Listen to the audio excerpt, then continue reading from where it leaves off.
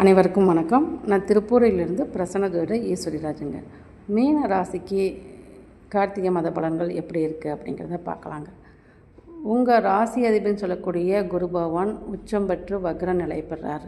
அதே போல் உங்களுக்கு 9ஆம் இடத்துல சூரியனும் 9ஆம் இடத்து செவ்வாயும் சேர்ந்தே இருக்கிறாங்க. அப்படின்றனால இந்த காலகட்டம் நீங்கள் பூர்வீகத்தை விட்டு வெளியில் போயிருந்தால் திரும்பி பூர்வீகத்துக்கே வந்துடலாமா அப்படிங்கிற எண்ணங்களை கொடுக்கும். ஒரு சிலர் பூர்வீகத்தில் இருக்கிறப்ப நான் வெளியில் போகலாமா, வேலைக்காண்டி தொழிலுக்காண்டி வெளியில் போகலாமா அப்படிங்கிற எண்ணங்களையும் கொடுக்கும்.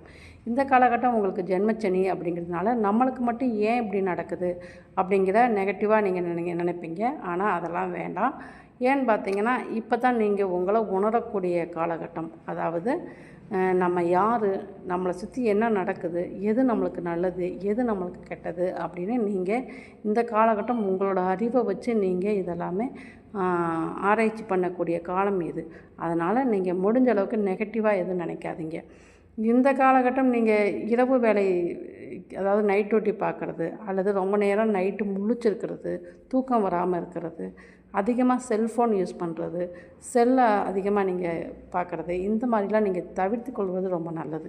ஏன்னா உங்களுக்கு 6ஆம் இடத்துல கேது அப்படிங்கிறப்ப சூரியனோட வீட்டில் இருக்கார்.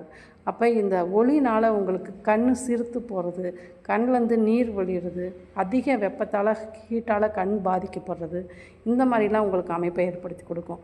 உங்களுக்கு வேலையிலையும் உங்கள் உயர் அதிகாரி மூலமாக சில பிரச்சனைகளை உங்களுக்கு கொடுக்கும். அல்லது வேலை தேடிக்கிறவங்களுக்கு இந்த காலகட்டம் வேலைங்கிறது ஒரு தடையாகவே இருக்கும். ஆனால் எதுவும் நீங்கள் கவலைப்பட வேண்டாம். கண்டிப்பாக உங்களுக்கு பாக்கியஸ்தானத்தில் பாக்கியாதிபதி நல்ல நிலையில் இருக்கிறதுனால உங்களுக்கு அனைத்து விதமான பாக்கியங்களும் கிடைக்கும் அப்படின்னே சொல்லலாம்.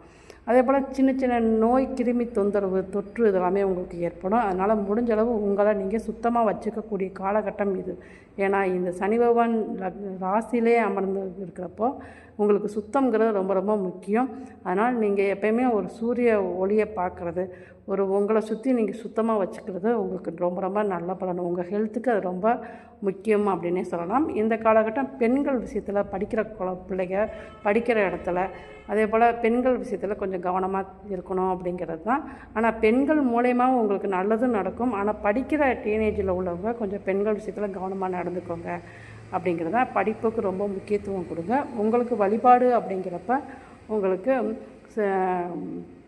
பாத வழிபாடு உங்களுக்கு சிறப்பாக இருக்கும். அதாவது பாத யாத்திரையாக நடந்து போகிறது அல்லது பாத பூஜை பண்ணுறது, பாதம் திருவடி வணங்குறது, இந்த மாதிரிலாம் உங்களுக்கு நல்ல பலனை கொடுக்கும் அப்படிங்கிறது தான். இதுபோல் ஜோதிட தகவலுக்கு நம்ம சேனலை சப்ஸ்கிரைப் பண்ணிக்கோங்க. நன்றி.